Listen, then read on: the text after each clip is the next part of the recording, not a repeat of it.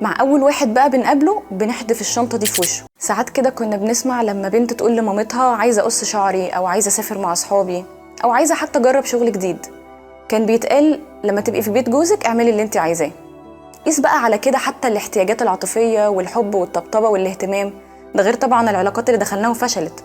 بنفضل نكبر واحنا شايلين على كتافنا شنطه مكتوب عليها لما اتجوز. مع اول واحد بقى بنقابله بنحدف الشنطه دي في وشه، وبيبقى مطلوب منه يحقق كل اللي فيها.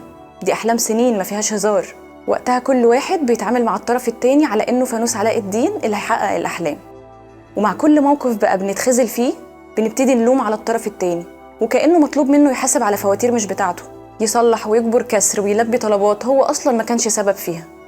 هتوصل في الاخر ان الطرف اللي على طول مطلوب منه يقبلك ويطبطب عليك يقول لنفسه وانا مين يطبطب عليا، كل ده عشان بحبك؟ طب مش لاعب.